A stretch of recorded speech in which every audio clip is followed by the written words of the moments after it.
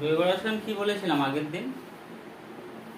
সেটা হচ্ছে যে কার্বন আর হাইড্রোজেন দিয়ে তৈরি, তাই তো? হাইড্রোকার্বন। জৈব রসায়ন মানে হাইড্রোকার্বন, কার্বন আর হাইড্রোজেন দিয়ে তৈরি। এটা ছাড়া কি জৈব পদার্থে আর কিছু থাকে না? থাকে, অক্সিজেন থাকে, এছাড়া নাইট্রোজেন থাকে, অনেক ক্ষেত্রে অনেক অজৈব পদার্থ থাকে, ধাতু থাকে, কিন্তু মেন উপাদান হচ্ছে কার্বন এবং নাইট্রোজেন, তাই তো? আমার দিকে কনসেন্ট্রেট করো, বাদটা অন্য জিনিস। এবার কথা হচ্ছে যে জৈব রসায়নের মূল জিনিস হচ্ছে কার্বন। সেই যে কার্বন, যেটা সেই কার্বনের কটা যোজ্যতা হয়? 4টে যোজ্যতা, চতুর্যোজী পদার্থ কার্বন। এবং এই কার্বন তার 4টে যোজ্যতার মাধ্যমে যুক্ত হওয়ার সময়ে একটা চতুস্তলক আকার তৈরি করে। চতুস্তলকের কেন্দ্রে থাকে কার্বন পরমাণু এবং চতুস্তলকের 4টে যে শীর্ষবিন্দু, সেই 4টে শীর্ষবিন্দুতে 4টে হাইড্রোজেন অবস্থান করে। হাইড্রোজেন থাকতে পারে, অন্য কোনো মৌল থাকতে পারে, যা কিছুই থাকতে পারে, তাই তো? আর কি জিনিস জেনেছি যে হাইড্রোজেন, কার্বন, হাইড্রোজেন, এই যে বন্ধন কোণ, এর মান কত? 109 ডিগ্রি 28 মিনিট। তোমরা ত্রিকোণমিতির যে কোণের চ্যাপ্টারে এই 28 মিনিটের গল্পটা এবার বুঝতে পেরেছো। আগের দিন বুঝিয়েছি যে ডিগ্রি ও কোণের একক, মিনিট ও কোণের একক, সেকেন্ড ও কোণের একক, কিন্তু এইগুলো এই ডিগ্রি মিনিট সেকেন্ডটা সময়ের ডিগ্রি, সময়ের মিনিট সেকেন্ড নয়, তাই তো? কোণের ক্ষেত্রে আলাদাভাবে মিনিট সেকেন্ডের কথা বলা হয়েছে। এবং এগুলো কোন পদ্ধতিতে বের করা হয়? ষষ্ঠিক না বৃত্তীয়? ষষ্ঠিক পদ্ধতিতে। বৃত্তীয় পদ্ধতিতে হলে রেডিয়ান ব্যবহার করা হয়। আর CH, এই একটা বন্ধন দৈর্ঘ্য, এর মান কত? বন্ডিং লেন্থ বলা হয় 1.09 অ্যাংস্ট্রম। এখান থেকেই বলেছিলাম যে অ্যাংস্ট্রম মানে কত? 1 অ্যাংস্ট্রম মানে 10⁻⁻10 মিটার। এগুলো আগের দিনের জিস্ট। আজকে যেটা শুরু করব, যে জৈব যৌগ বা অর্গানিক কম্পাউন্ড তারা অনেক রকমের হয়, ভ্যারিয়াস টাইপসের হয়। আমরা সেই প্রত্যেকটা জিনিস ভালো করে জানবো, তাদের কি করে নামকরণ করা হয় জানবো, পুরো ডিটেলসটা পড়বো, ঠিক আছে? তো ফার্স্ট যেটা দিয়ে শুরু হবে তার নাম হচ্ছে অ্যালকেন। এই জিনিসটা খুব ইম্পর্টেন্ট। কেন? এই জিনিসটা ক্লাস 11-এ যারা সায়েন্স নিয়ে পড়বে তাদের জৈব রসায়ন বলে, অর্গানিক কেমিস্ট্রি বলে একটা চ্যাপ্টার নয়, অনেকগুলো চ্যাপ্টার, একটা সমাহার থাকবে এবং সেখানে অনেকটা নাম্বার ক্যারি করে। 12-এ গিয়ে তো অর্গানিক কেমিস্ট্রি ভরা, প্রচুর নাম্বার অর্গানিক কেমিস্ট্রি। সুতরাং যদি এখানে বেসিক কনসেপ্ট না থাকে আলটিমেটলি কিছু পারবে না, নতুন জিনিস। তো প্রথমে হচ্ছে অ্যালকেন। এই অ্যালকেন মানে মনে রাখবে সিঙ্গেল বন্ড থাকবে, একটা বন্ড, মানে পরমাণু কার্বনের সাথে অন্য পরমাণু সিঙ্গেল বন্ড দিয়ে যুক্ত, তাকে বলা হবে অ্যালকেন। এই সরলতম অ্যালকেনের মানে অ্যালকেনের সাধারণ স্ট্রাকচার কেমন হয়? সাধারণ আকার,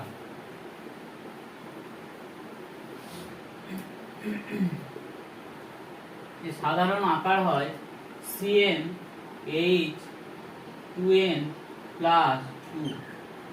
এটা হচ্ছে অ্যালকেনের সাধারণ আকার বা সাধারণ ফর্মুলা, জেনারেল ফর্মুলা বলা হয়।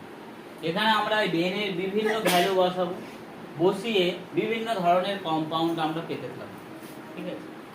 বেনের মান যদি আমরা প্রথমে 1 বসাই, তাহলে কিভাবে ওখানে ওই ফর্মুলাতে বসালে C1 তো লেখে না, এই 1 এর জায়গায় n এর জায়গায় 1 বসালে কত হবে? 2 * 2 + 2 কত হয়?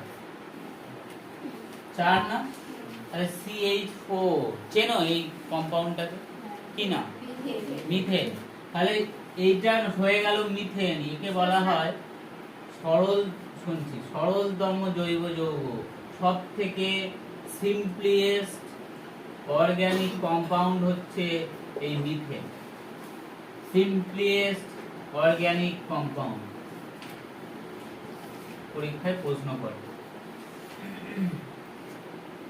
যত অর্গানিক কম্পাউন্ড আছে তাদের মধ্যে সব থেকে সরল, সব থেকে ছোট্ট স্ট্রাকচার এরা এই অর্গানিক কম্পাউন্ডটা হোল্ড করে, যার নাম হচ্ছে মিথেন। ঠিক আছে, এরপরে যদি আমি এন এর জায়গায় 2 বসাই তাহলে কি নাম হবে? C2। বলো C2H কত? এন এর জায়গায় 2 বসালে 2 দুগুণে 4 প্লাস 2 মানে কত? 6। C2H6 এর নাম কি পরে আসছে। n ইকুয়ালস টু যদি 3 হয় তাহলে কি হবে? C3 3 বসালে 3 দুগুণে 6 আর 2 8 H8, রাইট? এইগুলো হবে। তার মানে এরকম ভাবে পরপর আমরা অনেক ধীরে ধীরে জটিল যৌগের দিকে তৈরি করতে পারছি। এবারে এই যে অ্যালকেনের নামকরণ কিভাবে করা হয়, এর নামকরণের নিয়ম হচ্ছে প্লাস n। কি মনে রাখবে? প্রত্যেকটা জিনিস মনে রাখতে হবে প্লাস n।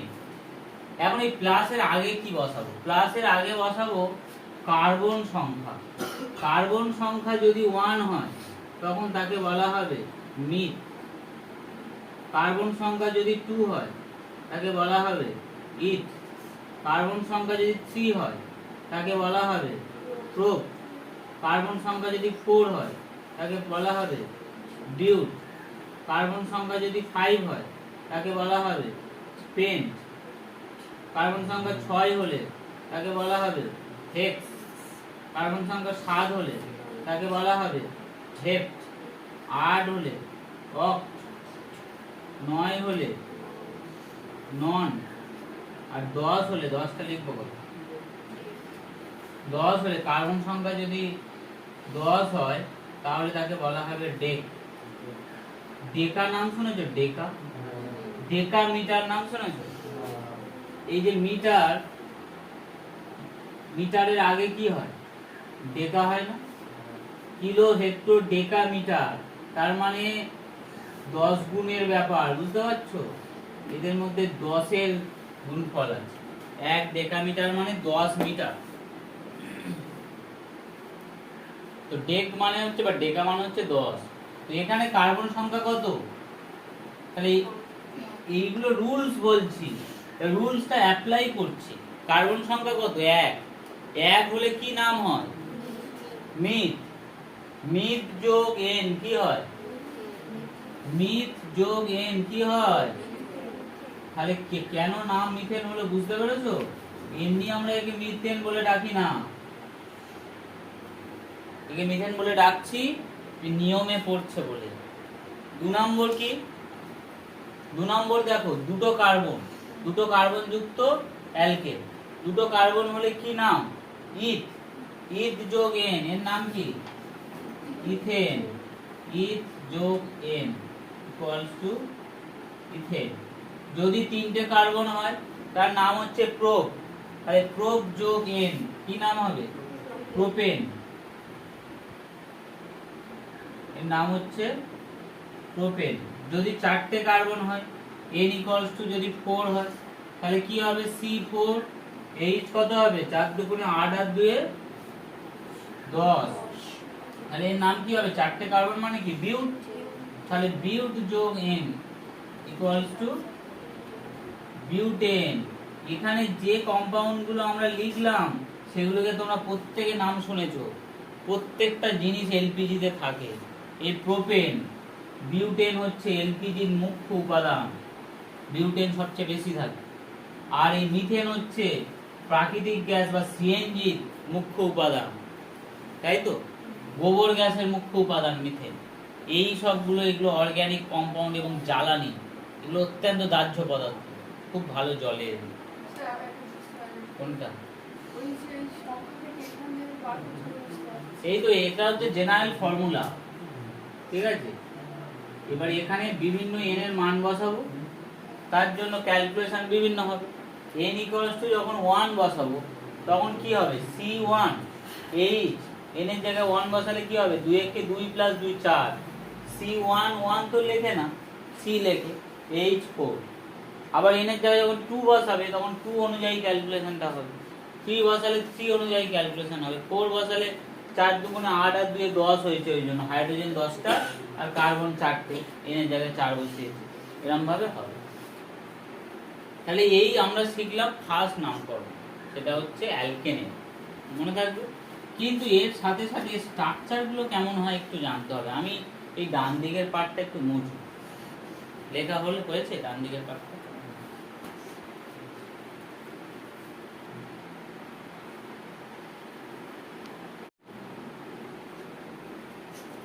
তাহলে এই যে মিথেনের স্ট্রাকচার কেমন হয়, মিথেন মানে কি CH4, তো এর স্ট্রাকচার কেমন হবে, এর স্ট্রাকচার হবে কার্বন আর তার 4টে হ্যান্ড আছে, মানে যোজ্যতা, চতুর্যোজী আমরা জানি তো।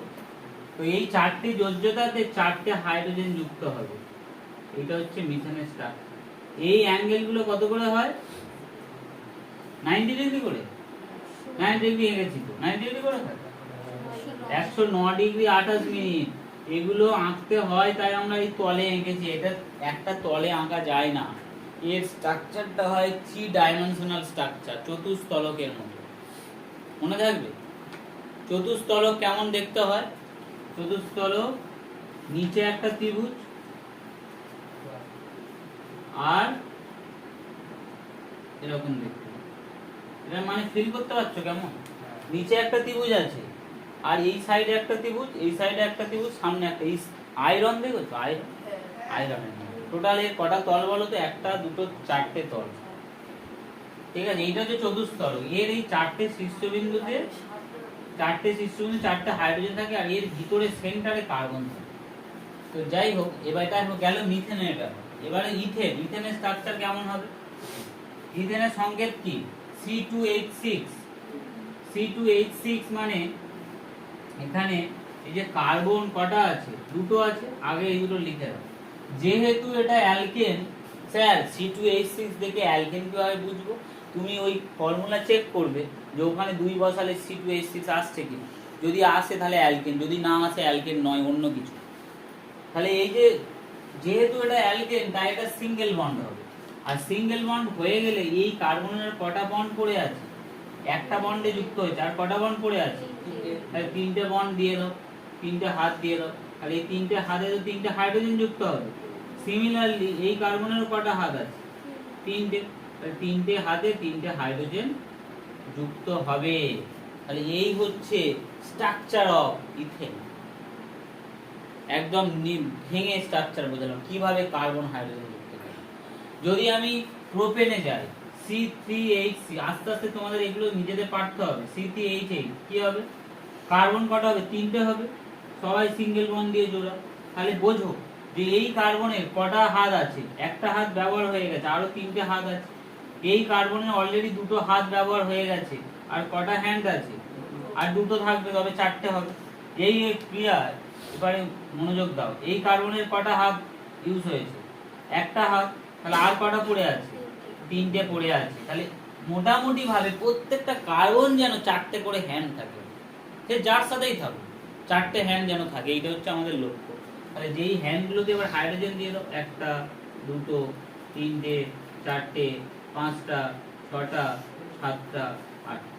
এই ধরো আমি একটা নতুন জিনিস শুরু করছি, যখন শুরু করছি তখন দিশা, এর কিন্তু কোনো কনসেপ্ট ছিল না, ছিল দিশা, নতুন শুরু হচ্ছে, ও শিখছে, ও পরীক্ষায় গিয়ে অ্যাপ্লাই করবে, ও নাম্বার পাবে, ওকে ভালো মেয়ে বলবে, বা পরবর্তীকালে ও ভালো কিছু করবে।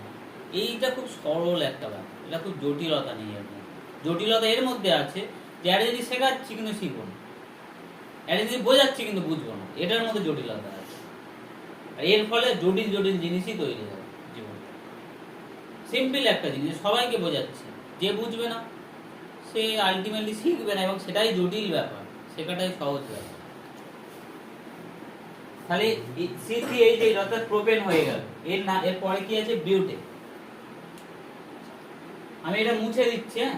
এবং এই অ্যালকিন মানে এখানে কি থাকবে?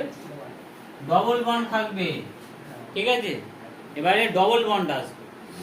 আমরা জানি, আমরা রাসায়নিক বন্ধনে পড়েছিলাম যে সমযোজী বন্ধন মানে তো শেয়ার করে হয়, তাই তো। এখানে তো আর কোনো ইলেকট্রনকে কেউ ছেড়ে দেয় না, এখানে শেয়ার করে। এই শেয়ারিং এর মাধ্যমে তিনটে বন্ধন তৈরি হতে পারে। একটা এক বন্ধন বা সিঙ্গেল বন্ড, দ্বিবন্ধন বা ডাবল বন্ড, আরেকটা হচ্ছে ত্রিবন্ধন বা ট্রিপল বন্ড। এই তিনটে বন্ধন তৈরি হতে পারে। এই দ্বিবন্ধন বা ত্রিবন্ধনের মধ্যে ফার্স্ট যে বন্ধনটা থাকে নিচে, সেটাকে বলা হয় সিগমা বন্ধন। বলেছিলাম এগুলো পড়ানোর সময়। আর তার উপরে যেটা থাকবে, একটা বা দুটো যাই থাকুক, এইগুলো হচ্ছে পাই বন্ধন, সিগমা আর পাই।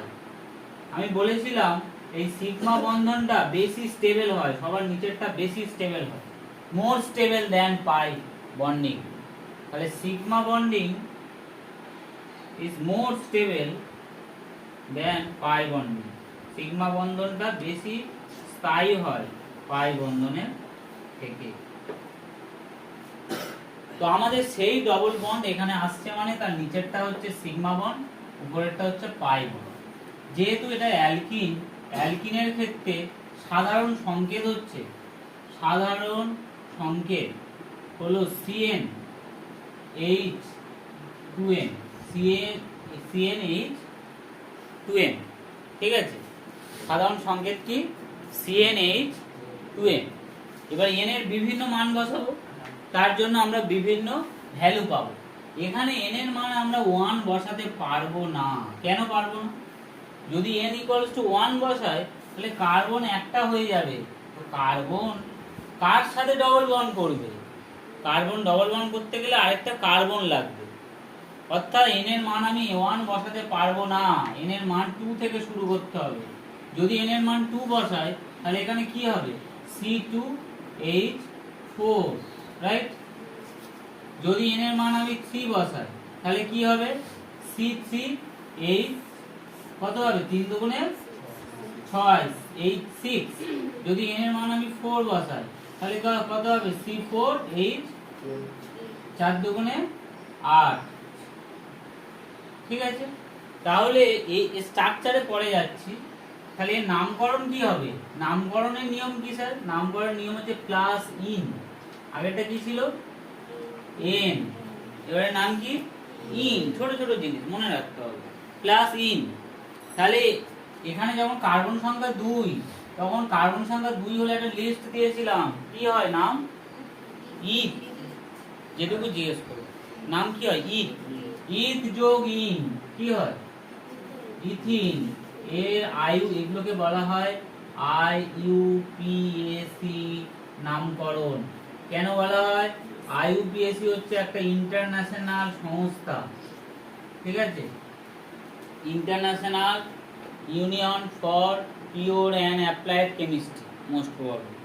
মানে আমাদের কেমিস্ট্রি বা রসায়নের সবচেয়ে বড় ইন্টারন্যাশনাল একটা সংস্থা, যারা সমস্ত কিছুকে নির্ধারণ করে, তারা এই নামকরণ দিয়েছে। তাই একে বলা হয় IUPAC নামকরণ। সেই অনুযায়ী এর নাম হচ্ছে ইথিন। এখানে 3টে কার্বন হলে কি হয়? প্রোপ যোগ ইন কি হবে? প্রোপিন। 4টে কার্বন হলে কি হয়? বিউট যোগ ইন কি নাম হবে? বিউটিন। মানে এরকম বিউটিন এরকম হয় না, এগুলো স্ট্রাকচারাল এবার ডিফারেন্স চলে আসবে। সেগুলো যখন আস্তে আস্তে আমরা আরো ডিটেইলসে যাব বলছি, বুঝা গেছে? তো এই ট্রিকটা মুছছি আমি, মুছবো এবারটা।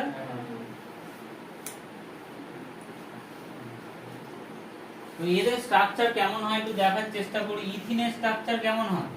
সি ডবল বন্ড মানে সি ডবল বন্ড সি, সবগুলোতেই সি ডবল বন্ড সি হয়, কারণ ডবল বন্ড হলে সি দুটো থাকবে, মিনিমাম দুটো থাকবে। এবারে বাদ বাকিটা হাইড্রোজেন, এবার এই কার্বনের আর তো কার্বন নেই, দুটো কার্বন, হাইড্রোজেন কটা আছে, 4, হাইড্রোজেন কটা আছে এমনি মিলে যাবে। এর আর কটা হাত ফাঁকা আছে, দুটো আছে, এখানে আর কটা হাত ফাঁকা আছে, দুটো, এরও কটা ফাঁকা আছে, দুটো, তাই না? টোটাল তো 4টে, 1 2 3 4, এর ক্ষেত্রেও তাই 1 2 3 4, সেই জায়গাগুলো হাইড্রোজেন দিয়ে দাও, হাইড্রোজেন দিলে কি হবে, H4 হয়ে যাচ্ছে না? একে তোমরা চেনো, জীবন বিজ্ঞানেই পড়েছো, এর কমন নেম বা সাধারণ নাম, এর কমন নেম আছে একটা আলাদা, সেটা বললে তোমরা এক্ষুনি চিনে যাবে। এর কমন নেম হচ্ছে ইথিলিন। এবার চিনতে পারছো? ইথিলিন হচ্ছে একটা গ্যাসীয় হরমোন, যেটা ফল পাকাতে সাহায্য করে, গ্যাস আকারে স্প্রে করা হয়, সেইটার আইইউপিএসি নাম হচ্ছে ইথিন। ঠিক আছে, এরও কমন নাম হচ্ছে, কমন নেম সিএন লিখছি, এর কমন নেম হচ্ছে প্রোপিলিন। ইথিলিন হচ্ছে প্রোপিলিন। এর স্ট্রাকচার কেমন হবে, এখানে 3টে কার্বন আছে, তাহলে আরো একটা কার্বন দিতে হবে, কিন্তু সেটা ডবল বন্ডে যুক্ত হবে না, সেটা সিঙ্গেল বন্ডে যুক্ত হবে, ডবল বন্ড একটাই হবে। ঠিক আছে, তাহলে এগুলা হলে কি হয়, বাদ বাকি এরা কটা হাত পড়ে আছে চন্দন, এরা কটা হাত ফাঁকা আছে, একটা ব্যবহার হয়েছে, টোটাল কটা হতে হবে, 4টে, গুনে গুনে 4টে হতে হবে, তাহলে এখানে বাদ বাকি 3টে লাগবে। এই কার্বনে, মাঝের কার্বনের কটা হাত পড়ে আছে, কটা হাত ফাঁকা আছে, কোথায়, দুটো, দুটো আর একে 3টে এনগেজ হয়ে আছে, 4টের মধ্যে 3টে এনগেজ হলে কটা থাকে, একটা ফাঁকা আছে, এটাতে হাইড্রোজেন বসবে। ঠিক আছে, আর এই কার্বনের, লাস্ট কার্বনের দুটো এনগেজ হয়ে আছে, এখনো দুটো ফাঁকা আছে, তার মানে এই হচ্ছে স্ট্রাকচার, প্রোপিনের স্ট্রাকচার হচ্ছে এটা। আস্তে আস্তে স্ট্রাকচার লিখলাম, বড় হচ্ছে, হঠাৎ করে একটা ছবি দিয়ে দিলে বললে এটার নাম কি ভুলে যাবে। এরপরে যেটা আসবে বিউটিন, এটা বিউটিন আমার বলা হয় না, যাই হোক, এখানে এখানে কিভাবে এর বিউটিনের অনেক ধরনের স্ট্রাকচার হতে পারে, বিউটিন বলে কিছু হয় না, এগুলো আস্তে আস্তে আরো জটিল ব্যাপার, তো আস্তে আস্তে আমরা যাবো। এখানে দুটো কার্বন আর আরো দুটো কার্বন দিয়ে দেবো, তাহলে এই কার্বনে 3টে হাত পড়ে আছে, এই কার্বনে দুটো এনগেজ, দুটো পড়ে আছে, এর 3টে এনগেজ আরেকটা পড়ে আছে, এর দুটো এনগেজ আরো দুটো পড়ে আছে।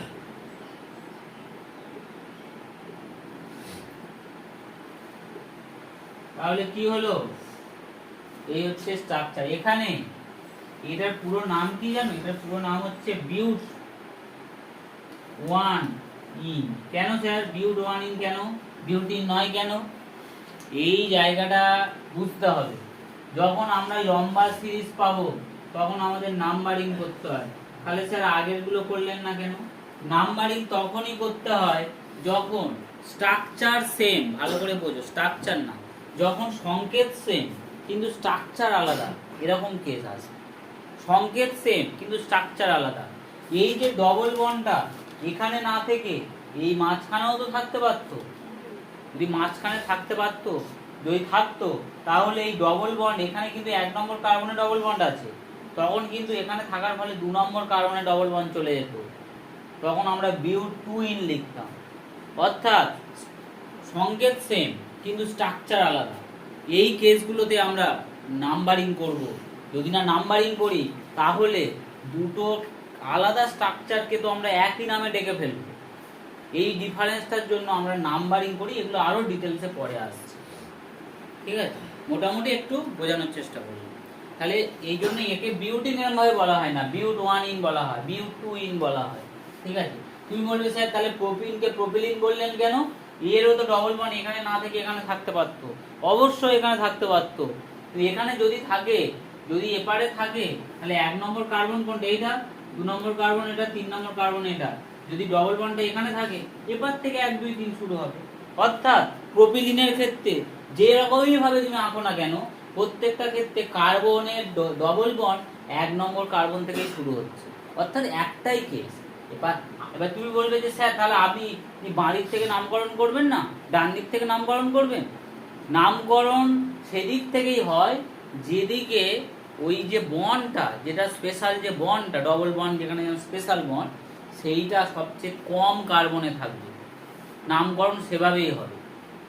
যদি বেশি কার্বনে চলে যায় আমরা সেটা করব না, সবচেয়ে কম কার্বনে হবে আমরা সেটা চেষ্টা করব করার। বোঝা গেছে? সেই জন্য যদি ডবল বন্ডটা এদিকে চলে যায় তাহলে আমরা কিন্তু নাম্বারিং এপার থেকে 1 2 এপার থেকে করব। করলে সেই ডবল বন্ড 1 নম্বর কার্বনেই থাকছে, তুমি যেখানেই দাও না কেন ডবল বন্ড। সেই জন্য এটার কোনো আলাদা স্ট্রাকচার হয় না, ওই জন্য এর নাম প্রোপিলিন। কিন্তু এদের আলাদা স্ট্রাকচার হয়, সেই জন্য এগুলো এই নাম্বারিং করতে হয়। ক্লিয়ার? এর থেকে ডিটেলসে আস্তে আস্তে পরে আসছে। তো এই হলো আমার অ্যালকিন, পুরোটা অ্যালকিন কমপ্লিট।